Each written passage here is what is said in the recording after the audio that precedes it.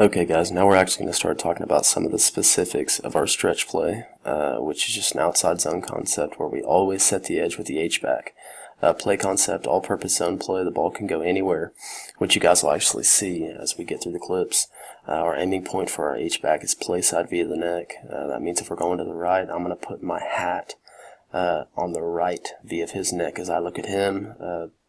Obviously opposite for the left side. We're taking a path to get to the outside edge. It's not necessarily going to hit there.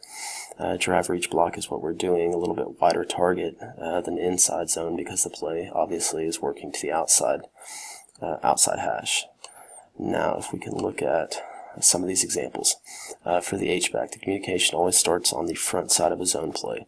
So our play side combination between a tight end and tackle, which all this stuff was laid out with diagrams in the actual intro to this presentation, is called an E block, end and tackle. What that means is that you guys are setting an edge on a defensive end, working to the number one linebacker in the box.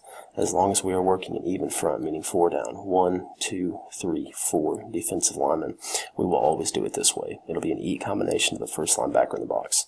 The next example over is the same scenario with the same defensive front. Our rules have not changed. Now, if we walk up and we see an odd front or a stack front, meaning 3 down linemen, 1, 2, 3, or the example to our left, 1, or example to our right, 1, 2, 3.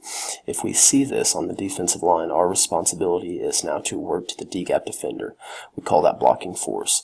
So if you can imagine that there's a box starting from your outside foot, going to where your outside foot would be on the other side, that is our tackle box. If there's anything outside of the tackle box, that is considered a non-box player. So what you could say for blocking a force defender is you're blocking the first thing outside of the box, which would be the T in this example. If we were to put you to the other side, you'd be blocking obviously the S. Now the stack example is the same thing. A Mike doesn't change anything, still an even front. A bear does not change anything, even though it's a 5 down front. We're considering everything from a 4 down front, even, and up is an E call to number one linebacker in the box. Those are some of the schematic examples of how we run Seattle. We'll look at some video examples next.